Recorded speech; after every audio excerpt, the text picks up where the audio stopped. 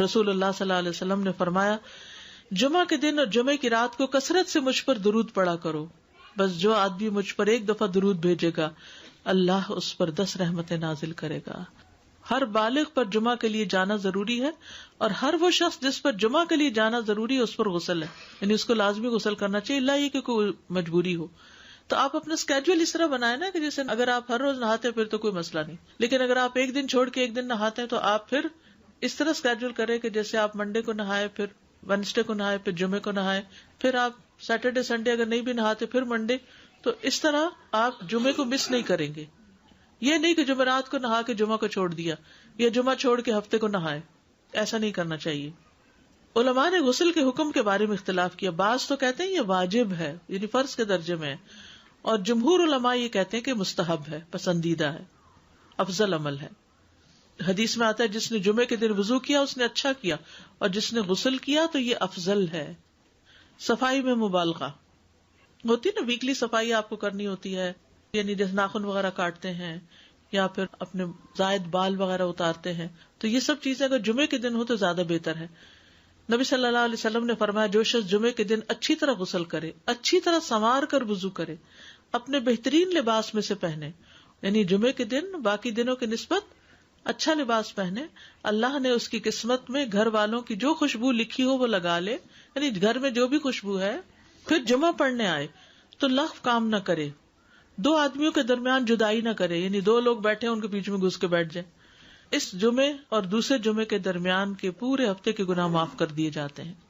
پھر مسواک کرنا، جمعے کی سنتیں بتاتے ہوئے آپ نے فرمایا اور تم پر مسواک کرنا لازم ہے۔ اچھا لباس پہننا، نبی صلی اللہ علیہ وسلم نے فرمایا اگر ممکن ہو تو جمعہ کے لیے اپنے کام کاج کے کپڑوں کے علاوہ 2 کپڑے اور بنا رکھنے میں کیا حرج ہے، اسپیشل ڈریس رکھے جو جمعے کو ہی پہن لیں۔ خوشبو لگانا، یعنی خوشبو لگائے، حدیث میں آتا ہے چاہے وہ عورت کی خوشبو سے ہو، یعنی آپ کی اپنی نہیں، بیوی کی خوشبو پڑی ہو وہی لگا لو، لیکن لگاؤ۔ عمر بن دینار کہتے ہیں انہوں نے جابر رضی اللہ عنہ کو کہتے ہوئے سنا کہ ایک شخص جمعہ کے دن مسجد میں داخل ہوا اس حال میں کہ نبی صلی اللہ علیہ وسلم خطبہ دے رہے تھے، تو آپ نے فرمایا کیا تم نے نماز پڑھی؟ اس نے کہا نہیں، تو آپ نے فرمایا کھڑے ہو 2 رکعتیں پڑھو۔ اب یہ بڑا اہم مسئلہ ہے، مسجد میں داخل ہو چاہے خطبہ ہو رہا ہو 2 رکعت پڑھے بغیر نہ بیٹھو، ٹھیک ہے؟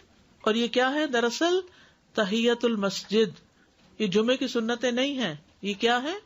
تحیت المسجد ہے، اور مختصر پڑھی جائیں، یعنی امام جب خطبہ دے رہا ہو تو چاہیے کہ 2 رکعتیں پڑھے اور دونوں میں اختصار کرے۔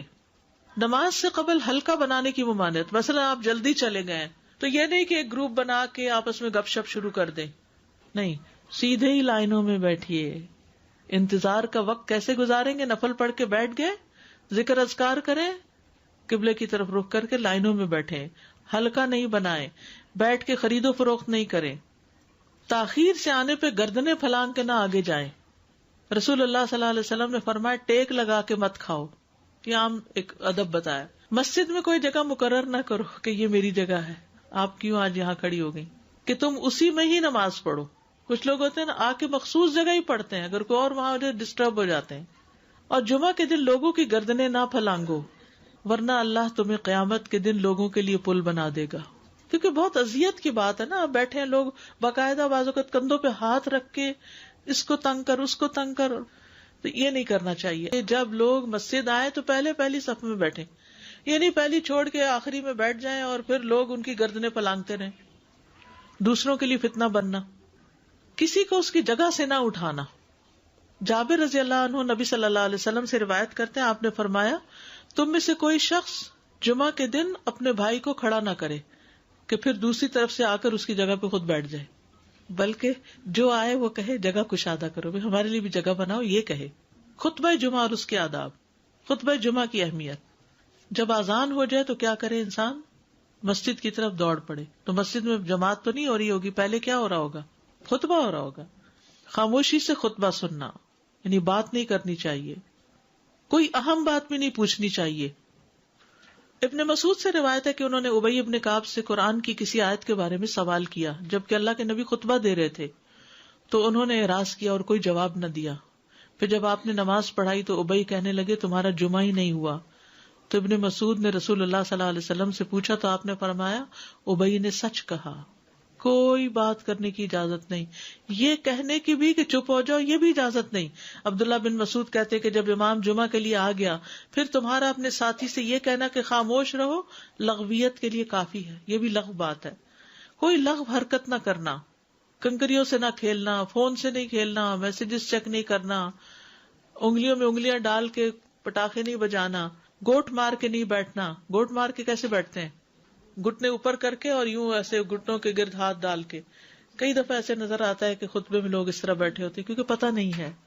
یعنی آپ چوکڑی مار سکتے ہیں. آپ سب سے افضل پوزیشن تو یہ ہے کہ جیسے نماز کے اتحیات میں ہم بیٹھتے ہیں، لیکن کچھ لوگ اس طرح بیٹھ نہیں سکتے. چلے کرسی بھی بیٹھ جائیں.